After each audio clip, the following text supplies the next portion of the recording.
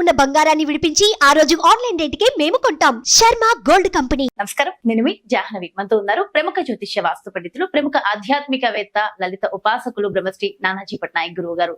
సూక్ష్మంలో మోక్షం ఈ ప్రత్యేక కార్యక్రమం ద్వారా మనకి బోలెడంత నాలెడ్జ్ చేస్తూ చక్కగా ఆధ్యాత్మికంగా మనం ఏం చేయాలి, ఎలా చేయడం వల్ల మన జీవితాన్ని ఉద్ధరింప చేసుకుంటాము, ఎలాంటి పరిహారాలు కావాలి, సో ప్రతి ఇన్ఫర్మేషన్ అందిస్తూ ఉన్నారు కదా. మరి ఈ రోజు కూడా అమావాస్యకు సంబంధించి, ముఖ్యంగా మహాలయ అమావాస్యకు సంబంధించి ఒక చక్కటి ఇన్ఫర్మేషన్ గురువుగారి మాటలు అడిగి తెలుసుకుందామా? నమస్కారం గురుగారు. శ్రీమాత్రే నమః. అయితే గురువుగారు, అమావాస్య, మహాలయ అమావాస్య, మహాలయ పక్షాలే చాలా చాలా ముఖ్యము, ప్రతిరోజు ఇంపార్టెంట్ గా చెప్తూ ఉంటారు. అంటే ప్రతిరోజు చేయలేని వాళ్ళు కూడా ఒక్క మహాలయ అమావాస్యని మనం ప్రాపర్ గా యూటిలైజ్ చేసుకుంటే చాలా బాగుంటుంది, మనకున్న దోషాలు పోతాయి అంటారు. అసలు ఏం దోషాలు పోతాయి, మహాలయ అమావాస్యని ఉపయోగించుకోవడం అంటే ఏంటి, ఎలా ఉపయోగించుకోవాలి? మరి ఈసారి వచ్చే అమావాస్యకి సూర్యగ్రహణం అనేది కూడా ఉంది కాబట్టి ఇంకా దీని ఇంపాక్ట్ మంచిగా ఉండబోతుందా, ఇంకేమైనా నెగటివ్ గా ఉండబోతుందా? పూర్తి ఇన్ఫర్మేషన్ తప్పకుండా అమ్మా. ఫస్ట్ ఆఫ్ ఆల్ ఏంటంటే, ఈ పూర్వజన్మ సిద్ధాంతాన్ని సనాతన ధర్మంలో పురాణాలు కానీ, అదేవిధంగా ఇతిహాసాలు, పురాణాలు ఇవన్నీ చదివిన వాళ్ళకి కొంత అవగాహన ఉంటుంది. జన్మలు ఉన్నాయి, పితృదేవతలు అనేటువంటి ఒక దేవతా బృందం అనేటువంటిది ఒకటి ఉంది, పితృదేవత అనేటువంటిది. ఈ యొక్క జీవి మరలా మరణించిన తర్వాత ఇంకో దగ్గర జన్మ ఎత్తడం జరుగుతుంది. ఇవన్నీ మనం వింటుంటాం, కానీ కంప్లీట్గా మీరు దాని మీద బిలీవ్, అది నిజమో అని చెప్పి నమ్మడానికి కొంత టైం పడుతుంది. మహర్షులు మనకి ఎప్పుడో చెప్పారు, అనేక పురాణాలు, గరుడ పురాణంలో కానీ ఇట్లాంటి వాటిలో. అయితే ఈ మధ్య కూడా నేను మార్నింగ్ కూడా ఒక వీడియో చూశాను, వేరే కంట్రీస్లో వాటి మీద రీసెర్చ్ చేసి ఎస్ ఉన్నాయని చెప్పని చెప్పడం జరిగింది. ఎలా అంటే, ఒక మనిషి గుర్రం నడిపిస్తూ చనిపోయినట్టు అవ్వగానే ఆమెను తీసుకొచ్చి రూమ్లో పెట్టినప్పుడు ఆత్మ బయటకు వచ్చినప్పుడు బయటది కూడా చూస్తుంది యాక్చువల్గా. అయితే సమ్ టైమ్స్ ఏమవుతుందంటే, మరణించిన వ్యక్తి మరలి ఒక్కొక్కసారి ఏమవుతుందంటే, ఇది మా తాతగారి విషయంలో కూడా ఒకసారి జరిగింది, తీసుకుని వెళ్ళి అయ్యో ఇది తప్పుగా తీసుకురావడం జరిగిందని మళ్ళీ వదిలేస్తారు యాక్చువల్గా వాళ్ళు. కొన్నిసార్లు అలా జరిగింది. మా మదర్ వాళ్ళ ఫాదర్. అయితే అలా ఎప్పుడైనా కొన్నిసార్లు ఇది ఉమా సంహిత పార్వతీ పరమేశ్వరుల సంవాదంలో కూడా చెప్తాడు ఒకసారి, పార్వతీదేవికి పరమేశ్వరుడు ఒక్కొక్కసారి ఇలా కూడా జరుగుతుంటాయి మళ్ళీ అని. అంటే నేను ఈ విషయం ఎందుకు చెప్తున్నానంటే, వాళ్ళ రీసెర్చెస్లో కొంతమంది అక్కడ మనిషి చనిపోయాడని అనుకున్నప్పుడు బయట జరిగిన అంశాలు లేచిన తర్వాత చెప్పడం, ఎందుకంటే ఆ సోల్కి మళ్ళీ దానికంటూ ఒక దృష్టి, అదంటూ వినడం, అదంతా కూడా ఉంటుంది సోల్కి, మన బాడీతోనే కాకుండా. ఇట్లాంటివన్నీ వాళ్ళ అనుభూతులు చూసి చాలామంది దాని మీద బుక్స్ రాయడము, రీసెర్చెస్ చేయడము, ఇట్లాంటివన్నీ కూడా జరిగాయి.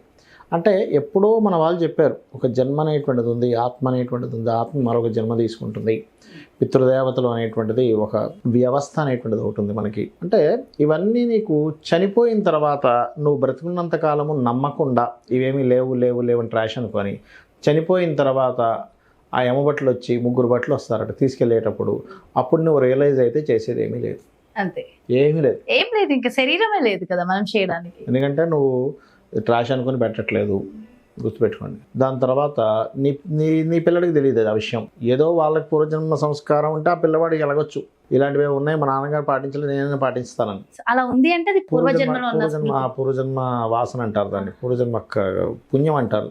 అలా పెట్టాలంటే కనుక ఉంటే లక్కీ, లేకపోతే నువ్వు చేయలేదని నీ పిల్లాడు చేయడు. నువ్వు ఇక్కడ నుంచి ఎప్పుడైతే మనకి 12 రోజులు ఉంటుంది కదమ్మా, వాళ్ళకి 12 నెలలు, వాళ్ళకి 12 రోజులు, మనకు 12 నెలలు. మనం ప్రతి నెల పెట్టేటువంటి పిండ ప్రధానాలు ఏదైతుందో వాళ్ళకి ఒక్కొక్క రోజుకి ఫుడ్గా వెళ్తూ ఉంటుంది. ఇప్పుడు ఎక్కడైతే ఎవరైతే పెట్టలేదో వాళ్ళకి ఫుడ్గా ఉండదు, వాళ్ళకి ఆహారంగా వెళ్తూ ఉంటుంది. మనం చేసేటువంటి తర్పణాలు కానివ్వండి, పిండ ప్రధానాలు కానివ్వండి, అదేవిధంగా స్వయంపాకం కానివ్వండి, మీ పూర్వీకులకి ఆహారంగా వెళ్తుంది, గుర్తుపెట్టుకోండి. ఈ ఆహారం ఏ రకాలుగా వెళ్తుందంటే, నువ్వు అనొచ్చు ఏమండి మా తాతగారు చాలా భక్తిపరులు అండి, ఆయన అసలు మళ్ళీ ఇంకో జన్మ ఎత్తే ఛాన్సే లేదు, దేవలోకానికి వెళ్ళిపోయి ఉంటారు అంటే అక్కడికి అమృతంగా వెళ్తున్నాడు వెళ్ళిపెట్టే పిండం.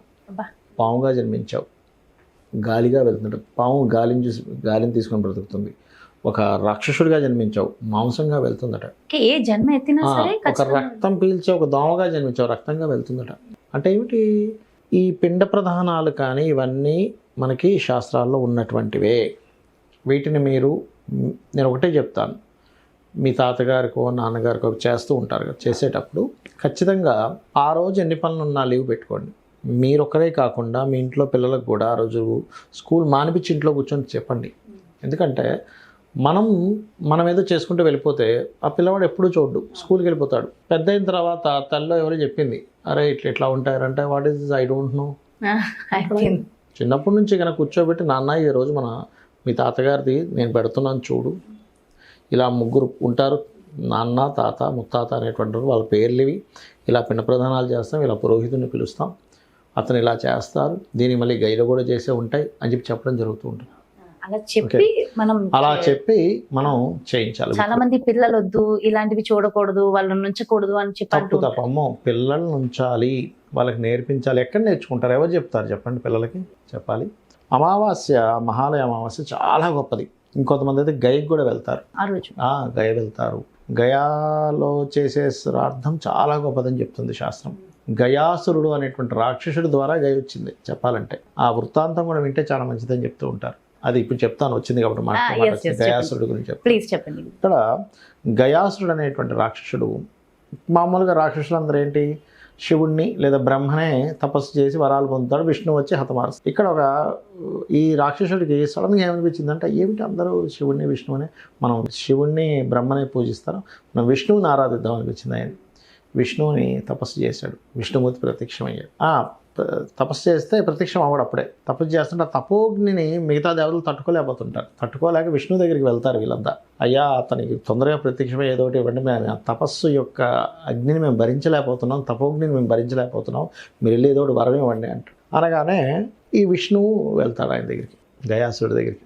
వెళ్ళినప్పుడు నీకేం కావాలి అంటే, నాకు ఒక వరం కావాలి. ఏమిటా వరము అంటే, నన్ను చూసినంత మాత్రం చేత విష్ణు లోపానికి వెళ్ళిపోవాలి మనిషి, మోక్షాన్ని పొందేసేయాలి. నన్ను ఎవరు చూస్తే వాళ్ళు వెళ్ళిపోవాలి, ఇంకా వాడికి ఇంక జన్మలో ఏమీ ఉండకూడదు అని చెప్పి కోరుకుంటాడు. ఆ కోరిక సరే తదాస్తు అంటాడు. విష్ణుమూర్తి వెళ్ళిపోతాడు. ఆయన భక్తుడు అయిపోయాడు, విష్ణుమూర్తి భక్తుడు అయిపోయాడు గయాసురుడు. జనాలందరూ చూడటం, మోక్షం పొందడం, వెళ్ళిపోవడమే. విష్ణులోకం నిండిపోతూ ఉంటుంది. అది అన్లిమిటెడ్ లేదు చెప్తున్నాను. ఈ యజ్ఞాలు లేవు, ఏమీ లేవు, ఇంకా హోమాలు యజ్ఞాలు పూజలు ఏమీ లేవు, అవిస్సులు సమర్పించడం ఏమీ లేవు. ఈ దేవతలందరూ మళ్ళీ మొరపెట్టుకుంటారు, స్వామి ఏమిటి అన్యాయం, వాడిని చూస్తే మోక్షం వచ్చేస్తుంది, ఇంకా భూమి మీద ఏమీ లేవు అసలు, ఒక పూజ పునస్కారం ఏమీ లేకుండా అయిపోతుంది. ఇది మరీ ఘోరంగా, మీరే కదండి అయ్యా ఆయన అడిగారు వరం ఇమ్మన్నారు, నేను వెళ్ళి వరం ఇచ్చా. ఇప్పుడు వెళ్ళి ప్రత్యక్షమైన తర్వాత, తపస్సుకు మెచ్చి వెళ్ళిన తర్వాత వరం అడిగిన వరం ఇవ్వాల్సిందే, అది దేవతా ధర్మం. అంటే అలా కాదు, ఇప్పుడు ఇవన్నీ లేకుండా పోయాయి, యజ్ఞాలు ఏమీ లేకుండా పోయాయి, దీన్ని ఏం చేయాలంటే, సరే నేను మీకు ఒక ఐడియా చెప్తాను. మీరు వెళ్ళి గయాసుడి దగ్గరికి వెళ్ళి మీ మీద హోమం చేయాలని వరం అడగండి. వరం అడిగితే ఏం కావాలని అంటాడు, నువ్వు పడుకొని ఉండగా నీ వీపు మీద హోమగుండాన్ని బట్టి హోమం చేయాలని హవిస్సు సమర్పించండి, అందులో మొత్తం దగ్ధమైపోతాడు గయాసురుడు అని ప్లానింగ్ ఇస్తారు వీళ్ళకి. సరే వీళ్ళందరూ వెళ్ళే ముందే ఈయన మళ్ళీ గయాసుడి దగ్గరికి వెళ్తారు విష్ణు, ఎందుకంటే ఆయన భక్తుని ఆయన కాపాడుకోవాలి కదా మళ్ళీ. గయాసుడి దగ్గరికి వెళ్ళి, ఇగో నీ దగ్గరికి దేవతలు వచ్చి అడుగుతారు, నువ్వు మాత్రం చక్కగా నువ్వు పడుకో, నీ మీద హోమం చేస్తారు, నువ్వు పూర్ణాహుతి చేసేటప్పుడు మాత్రం కదిలేటప్పుడు పూర్ణాహుతి చేయకూడదు అని చెప్పి ఐడియా చెప్పి వెళ్ళిపోతాడు. వాళ్ళు వస్తారు, చక్కగా గయాసురుడు తప్పకుండా ఇస్తాను నేను, అయ్యో భలేవారే అంటాడు. హోమం జరుగుతూ ఉంటుంది, కదులుతాడు పూర్ణాహుతి చేసేటప్పుడు. అప్పుడు బ్రహ్మేమో, అయ్యా వీడు ఇట్లా కదులుతున్నాడు ఏమిటి పరిస్థితి అంటే, ధర్మదేవతను ఆయన మీద పెట్టండి అని చెప్పి చెప్తారు. అప్పుడు ధర్మశిల అంటారు, ధర్మదేవత గారు ధర్మశిలను తీసుకొచ్చి పెడితే కూడా కదులుతూ ఉంటాడు. అప్పుడు మళ్ళీ వీళ్ళందరూ స్వామి ధర్మశిలను తీసుకొచ్చి పెట్టినా సరే కదులుతున్నాడు అన్నప్పుడు విష్ణు ఆ ధర్మశిల మీద కూర్చుంటాడు. విష్ణు ఉంటే ఆయన కదలడు, ఎందుకంటే ఆ విష్ణుశిల పడిపోతే గనక దోషం కదా, విష్ణు భక్తుడు కదా, అప్పుడు కదలడు. అప్పుడు విష్ణువు, శివుడు వీళ్ళందరూ కూడా ఆయన మీద రావాలని ఆయన కోరుకుంటాడు. అలా ఆ యొక్క జరిగినటువంటి హోమం జరిగిన ప్రదేశమే ఇప్పుడు గయ, పాదగయ, శిరస్గయ అంటూ ఉంటారు. అయితే అప్పుడు ఆ యొక్క గయాసురుడు అడుగుతాడు, అయ్యా నేను ఏం పాపం చేశాను, మిమ్మల్ని ఎవరిని నేను యుద్ధాలు చేసి వేరే రాక్షసులా మిమ్మల్ని చంపలేదు, అదేవిధంగా నేను ఎవరికీ అన్యాయం చేయలేదు, చక్కగా అందరికీ చేశాను కదా, నన్ను ఎందుకు ఇలా అన్యాయం చేశారని అడుగుతాడు గయాసురుడు. అలా కాదు, ధర్మం దెబ్బతింటుంది. ఇప్పుడు లోకంలో యజ్ఞాలు, హోమాలు, పూజలు ఇవన్నీ ఉండాలి, అవి దేవతలకు అందుతుండాలి. మళ్ళీ దేవతలు ఒక సైకిల్ లాగా పనిచేస్తుండాలి. అంటే ఎలా అంటే, ఇప్పుడు చెప్తా చూడమ్మా, ఇప్పుడు ఉదాహరణకి ఈ దేశపు సీఎంఓ, పిఎంఓ లేకపోతే ఒక దేశ ప్రెసిడెంటో ఉన్నాడు, ఎవరిని ఏ పని చేయనివ్వకుండా అందరికీ డబ్బులు పంచుకుంటూ పోతే ఏమైపోతుంది ఆ దేశం? ఎలా అభివృద్ధి చెందుద్ది? ఎవడే పని చేయడు, డెవలప్ కాదు కదా, అసలు ఎవడే పని చేయకపోతే ప్రొడ్యూస్ అవ్వదు. ఫస్ట్ అవ్వదు కదా. మనకి వాల్యూ పడిపోద్ది. అది ఎలాగైతే సోమరపోతులు చేసేసి మనిషి ఏమి చేయకుండా అయిపోతుందో, అదేవిధంగా ఈ చక్రం ధర్మచక్రం తిరిగేటువంటి దాన్ని పాడైపోతుంది నువ్వు నీ వల్ల. అందుకని ఇలా చేశాం, కానీ నీ మీద ఎటువంటి కోపం లేదు అని. అప్పుడు ఆ దేవతలందరూ కూడా నీ దగ్గరికి వచ్చి ఎవరైతే ఈ గయలో చేస్తారు వాళ్ళు చాలా చక్కటి మోక్షాన్ని పొందుతారు అనేటువంటి దాన్ని వాళ్ళందరూ ఇవ్వడం జరుగుతుంది. ఆ రకంగా గయా రావడం అసలు ఆ జరిగింది. కథ వింటుంటేనే వినాలట యాక్చువల్గా గయా ఖచ్చితంగా వినాలి. వినాలి. అసలు ఎంత అదృష్టం కదా, నిజంగా తెలుసో తెలియకో కుదరక ఏమన్నా ఇలాంటివి చేయలేకపోయినా వింటుంటే కూడా అసలు ఆ ఎనర్జీ బాగున్నాయి గురువు గారు. బాగుంటాయి. ఇంకోటి ఏంటంటే చాలా మందికి ఉన్న అపోహ ఏంటంటే గైలో చేస్తే ఇంక జీవితాంతం చేయకూడదు అనుకుంటారు. తప్పు. గైలో చేసాక కూడా చేయాలి, ప్రతి సంవత్సరం చేయాలి. సంవత్సరం చేస్తారు. అమావాస్యలకు స్వయం పాకం ఇస్తారు. ఇప్పుడు మనకు అమావాస్య రాబోతుంది. ఈ అమావాస్యకి ఇంకా గొప్ప విషయం ఏంటంటే గ్రహణం కూడా వచ్చింది. గొప్ప విషయం అంటే గొప్ప విషయమే. గ్రహణంకి ఎక్కువ పట్టు కదా. మీరు ఇచ్చే దానం 100 రెట్లు పనిచేస్తుంది, మీరు చేసే మంత్రం 1000 రెట్లు పనిచేస్తుంది, సో ఇచ్చే తర్పణం కూడా 100 రెట్లు ఫలితం బ్రహ్మాండంగా ఇస్తుంది. పనిచేస్తుంది. అబ్బా, సో అద్భుతమైన అదృష్టాన్ని పట్టించేటటువంటి యోగం మాట అయితే ఇది. అలాగే తర్పణాలు 11:45 నుంచి 12:45 1 గంట లోపల చేయండి తర్పణం మధ్యాహ్న సమయంలో. అదేవిధంగా రాత్రిపూట గ్రహణం ఉన్నందుకు మనకు లేకపోయినా, ఇండియాలో లేకపోయినా జపం చేసుకోవచ్చు. 9-13 గంటల స్టార్ట్ అయ్యి 3 గంటల చిల్లర వరకు ఉంటుంది. ఆ సమయంలో జపం చేసుకుంటే చాలా మంచిది, అందులో ఎటువంటి సందేహం లేదు.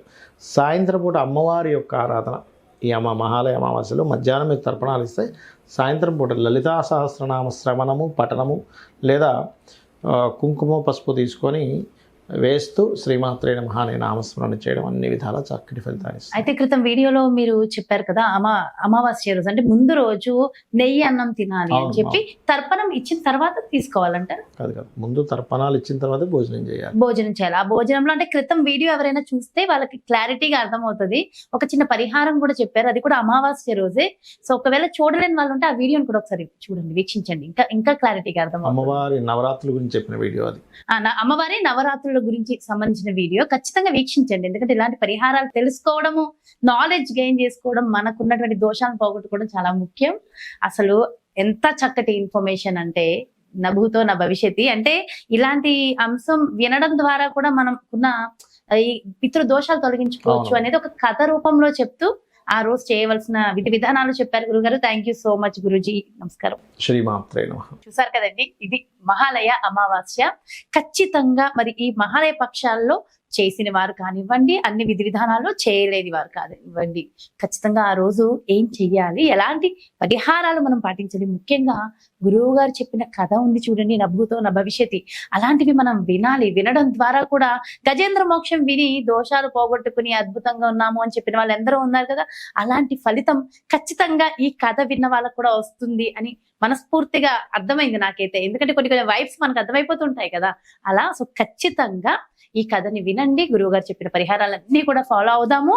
సో అందరం కూడా ఎప్పుడు ఆనందంగా ఉండే ప్రయత్నం చేద్దాం. మరో ప్రత్యేకమైన కార్యక్రమంతో మళ్ళీ మీ ముందుకు వచ్చేస్తాను. మరి అలాగే మనకున్నటువంటి జాతక కర్మలను తొలగించుకోవడం చాలా చాలా ముఖ్యం. మరి జాతక కర్మలు తొలగించుకోవాలంటే అసలు మన జాతకంలో ఏముంది, ఎలాంటి దోషాలని మనం పోగొట్టుకోవాలి, అసలు మన జాతకం ఏంటి ఫస్ట్ తెలియాలిగా.